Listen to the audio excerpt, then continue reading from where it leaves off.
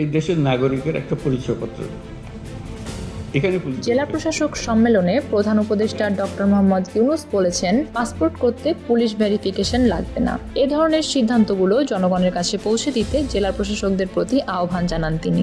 আজ রোববার শুরু হলো জেলা প্রশাসকের সম্মেলন। রাজধানীর ওসমানী স্মৃতি মিলনায়তনে এই সম্মেলন অনুষ্ঠিত হচ্ছে। এর আগে সকাল 10:30টায় 3 দিনব্যাপী জেলা প্রশাসক সম্মেলনের নিজ কার্যালয়ের শাপলা হলে উদ্বোধন করেন প্রধান উপদেষ্টা ডক্টর মোহাম্মদ ইউনূস। এবার ডিসি সম্মেলন শেষ হবে 18 ফেব্রুয়ারি মঙ্গলবারে। অনুষ্ঠানে প্রধান উপদেষ্টার সঙ্গে ডিসিদের মুক্ত আলোচনা হবে আজ সন্ধ্যায়। প্রধান উপদেষ্টার সঙ্গে বাংলাদেশ অ্যাডমিনিস্ট্রেটিভ সার্ভিস অ্যাসোসিয়েশনের সভা হবে। রাতে হবে প্রধান উপদেষ্টার সঙ্গে নৈশভোজ। এর আগে শনিবার 15 ফেব্রুয়ারি তারিখে সচিবালয়ে জেলা প্রশাসক সম্মেলন 2025 নিয়ে সংবাদ সম্মেলনে মন্ত্রী পরিষদ সচিব শেখ আব্দুর রশিদ জানান, গত বছর জেলা প্রশাসক সম্মেলনে নেওয়া সিদ্ধান্ত বাস্তবায়নের হার অন্যান্য বছরের তুলনায় কমেছে। এ পর্যন্ত 2024 সালের সম্মেলনের মাত্র 46% সিদ্ধান্ত বাস্তবায়ন হয়েছে। মন্ত্রিপরিষদ সচিব বলেন, গত বছর ডিসি সম্মেলনে স্বল্প, মধ্য ও দীর্ঘমেয়াদী মোট 381টি সিদ্ধান্ত নেওয়া হয়েছে। এর মধ্যে বাস্তবায়ন হয়েছে 177টি সিদ্ধান্ত,